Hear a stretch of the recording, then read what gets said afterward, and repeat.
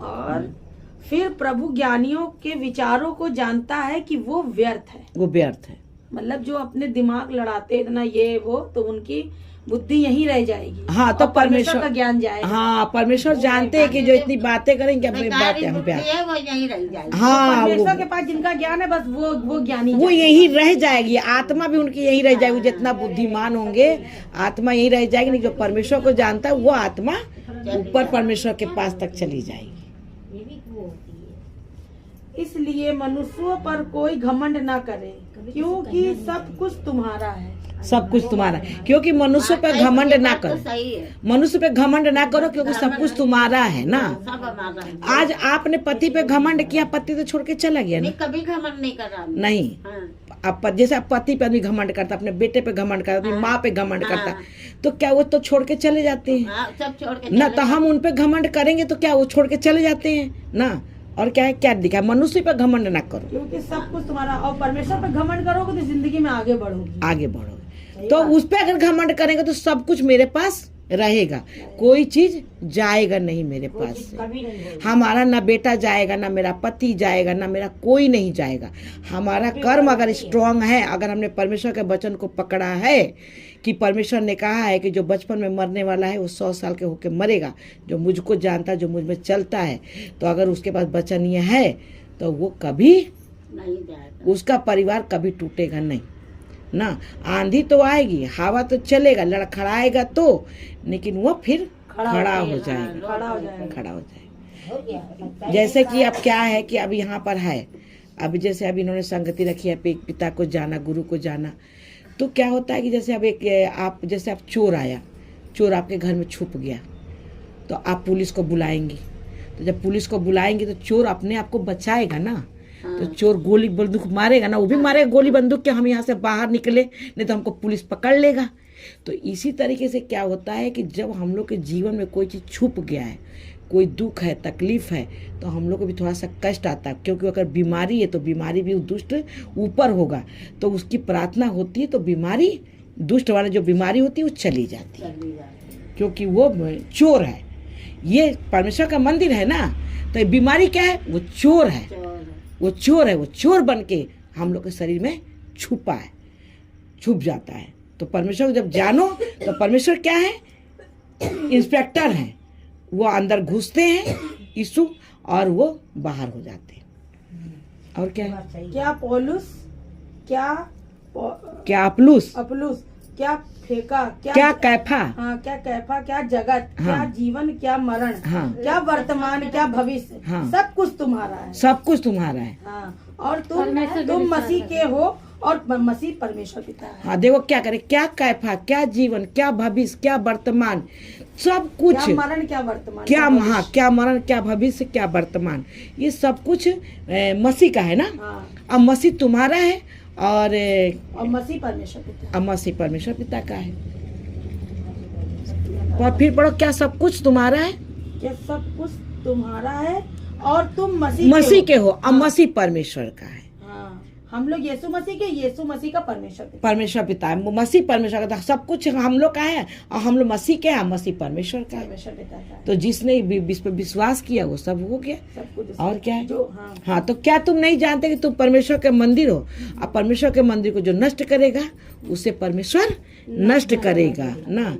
तो कोई भी बीमारी हो, कोई भी आप सबसे बड़ी बात, परमेश्वर ये नहीं चाहता है कि तुम हमें अगरबत्ती करो, धूपबत्ती करो। अगर परमेश्वर को ढूंढो, किसको अगरबत्ती धूपबत्ती करोगी ना।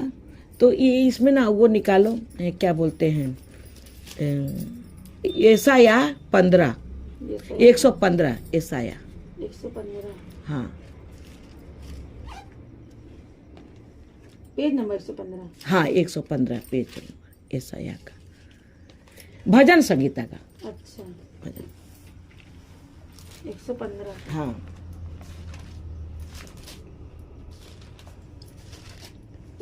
हाँ, निकाल दिया, पढ़े। हाँ, ये 115। एकमात्र सच्चा परमेश्वर, एकमात्र सच्चा परमेश्वर। हाँ, हे यहोवा, हमारी नहीं वरन अपने ही नाम का महिमा, अपनी करुणा और सच्चाई का निर्मित कर।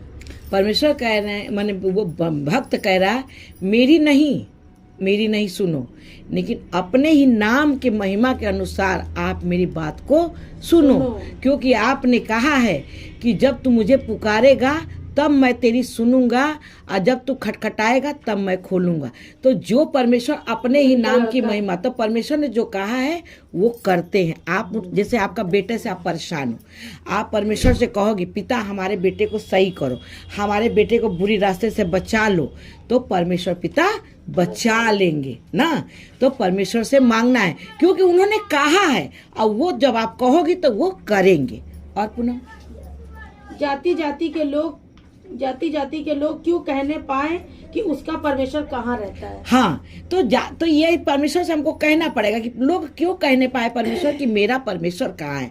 जब हम लोग के दुख समय तकलीफ आती तो हम लोग ये कहते हैं कि परमेश्वर कोई क्यों कहने पाए कि मेरा पिता कहाँ है, तो आप हमें ठीक करिए ना। तो पिता जो हैं वो ठीक करते हैं, लेकिन आपकी आवाज़ आपको बोलना पड़ेगा, मांगना पड़ेगा।